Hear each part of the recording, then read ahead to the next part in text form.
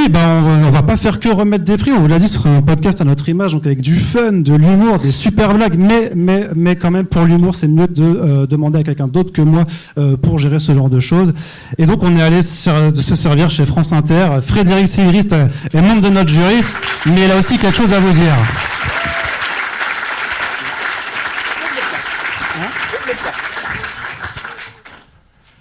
Bonjour à tous et à toutes.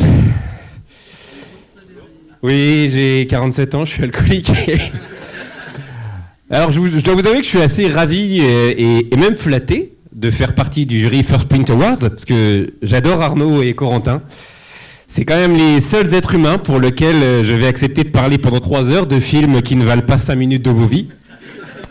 Et en plus, ce qui est formidable, c'est que ça sert évidemment à rien, hein, parce qu'après, t'apprends que Venom 3 fait plus de 500 millions de dollars au box-office, et tu comprends que tu es au film de super-héros, ce que les rapports du GIEC sont au réchauffement climatique. Un chaud filet d'urine porté par une douce brise d'été.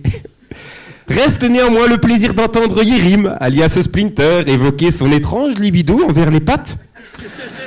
Un verre de rhum à la main, certes, tu comprends pas toujours ce qu'il dit, hein, mais l'important, c'est le voyage. La destination. C'est ça un podcast First Print, mais pas seulement. C'est une érudition sans faille de Corentin sur l'histoire des comic books, entrecoupée par des éclats de rire qui font penser à un hurlement de chien à qui tu aurais marché sur la patte. Le tout enrobé par la bonne humeur et l'entrain légendaire d'Arnaud, qui ferait passer Michel Houellebecq pour un animateur de club de vacances sous coke. C'est aussi un peu tout ça, un podcast First Print. Mais j'aime toute cette équipe d'amour parce que s'il y a une chose dont je suis sûr, c'est que toute personne qui est ici présente, qui aime le comics, ne le fait pas pour l'argent. Ça, c'est le seul médium sur lequel je peux dire « Ah non, il faut pas ça pour le fric ». Non, parce que, je veux dire, si tu veux faire des vues sur YouTube, tu fais pas une chaîne consacrée aux comics. Le commis des comics qui est là, voilà, Cédric. J'ai même pas eu besoin de lui parler de la réforme des retraites pour savoir qu'il était de gauche. Un gars qui, toutes les semaines, te parle avec des étoiles dans les yeux de Brubaker, de Magnola, qui a compris le message des X-Men, ou qui se souvient du passe-temps préféré de Captain America et de Jack Kirby, c'est-à-dire de mettre des pans aux nazis, tu sais bien que le week-end, il donne des cours de soutien scolaire dans les quartiers sensibles de Marseille, et qu'il est pour le partage des richesses, c'est évident. Bien sûr que si. S'il voulait être riche, il se laisserait pousser la barbe un peu plus, il prendrait 20 kilos, il mettrait une casquette, il parlerait jeux vidéo ou manga. Sur ses vignettes de vidéo, le titre en dessous de sa grosse tête, ça serait pas Panini Comics nous ressort une intégrale de Howard le Canard par Steve Gerber.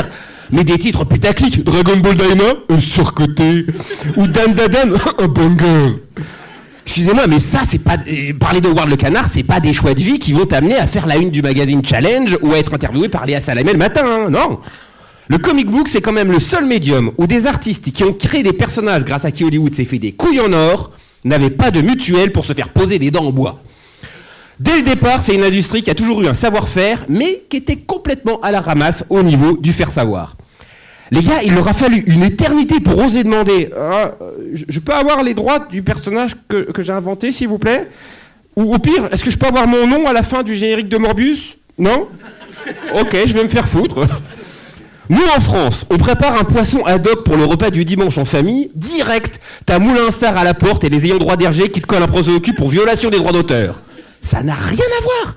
Regardez comment font les Japonais avec leurs mangas. Ils ont tellement compris qu'en France on était clients que le moindre mangaka qui sait faire un bonhomme bâton avec des cheveux pointus et une tenue d'écolier, ils veulent qu'on le reçoive comme Beyoncé ou Jay-Z. Jeff Darrow, ce génie qui a fait Hardboiled, Big Guy, Matrix, Shaolin Cowboy, tu peux le croiser en Bretagne en train de jouer du biniou et de boire du chouchen à la terrasse d'une crêperie, personne ne fait chier. C'est pas du tout le même délire. Et c'est comme ça. Il faut le reconnaître, dans les comic books, nous les vieux fans, on n'a pas été hyper bons pour étendre notre culture. Et je m'inclus dedans, hein. On a mal fait le taf. Regardez, rien que dans cette salle, je vois des éditeurs, des vidéastes, des podcasteurs qui aiment le comics. Vous vous rendez compte que s'il y avait une bombe qui éclatait ici, t'as 70% de l'industrie du comics qui disparaît. Hein. Ça devrait vous alerter. Hein. Je pense, et là je m'adresse aux vieux nerds, qu'on a une remise en question à avoir sur nos habitudes. Résolution numéro 1, cessons de geeksplainer, c'est comme le mansplaining, mais pour les geeks. Il faut cesser de geeksplainer les nouveaux lecteurs ou les nouveaux spectateurs. Jouer les fiches Wikipédia à côté de quelqu'un qui aime un film de super-héros, ça fait pas de nous des gens bien.